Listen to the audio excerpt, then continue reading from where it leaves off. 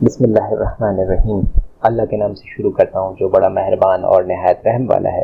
ناظرین کرام، میں ہوں آپ کا ہوسٹ محسن شیلی اور آپ دیکھ رہے ہیں Memon T V.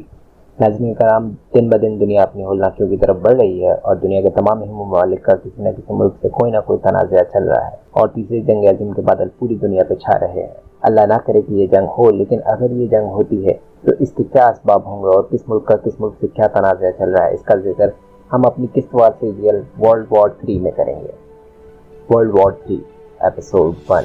Hindustan problems. ناظرین کرام، جیسا کہ آپ جانتے ہیں کہ ہمارا پڑوسی ملک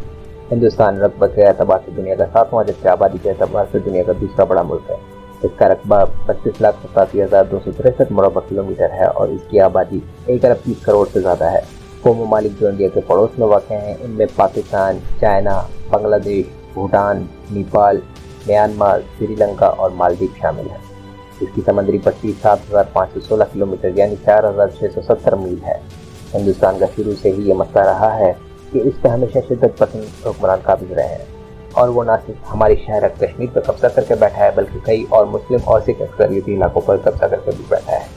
اور چائنا کے علاقے اروناچل پردیش پہ بھی قبضہ کیے ہوئے ہے، جس سے ہندوستان کے ریاستی اداروں کو اکثر مقامی مجاہدین اور علیحدگی پسند تنظیموں کا سامنا کرنا پڑتا ہے۔ اس وقت ہندوستان میں 27 کے قریب چھوٹی بڑی علیحدگی پسند تحریکیں ہندوستانی حکومت کے خلاف برسر پیکار ہیں۔ ان تحریکوں میں کشمیر کی تحریک آزادی، راجستھان کی تحریک آزادی،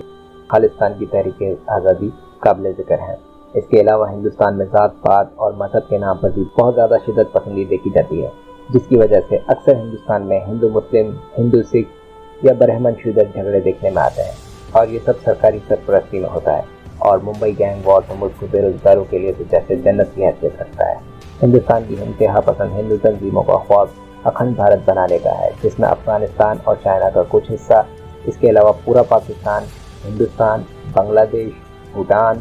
Nepal, Myanmar, Sri Lanka, Thailand, Cambodia, Indonesia اور ملائیشیا تک شامل ہے۔ اور اکھنڈ بھارت میں جو بھی رہنا چاہے گا اسے وندے ماترم کہنا ہوگا، یعنی اسے اپنا مذہب تبدیل کرنا ہوگا۔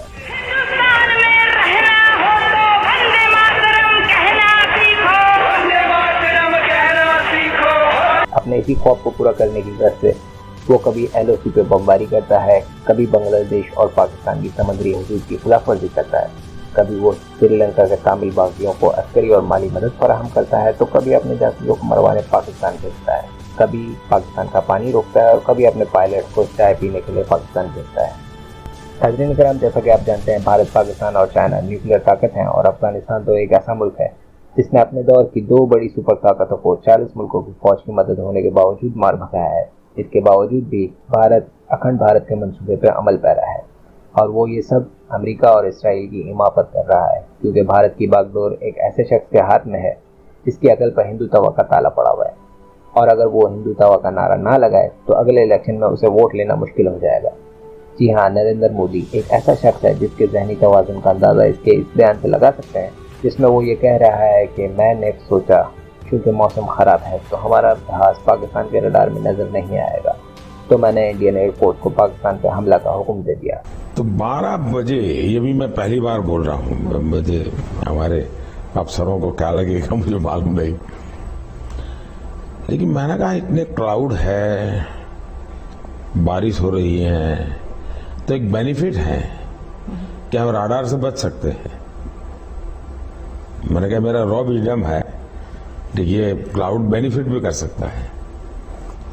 دین الٹیمیٹلی میں نے کہا ٹھیک ہے، کلاؤڈ ہے، جائیے، چل پڑے۔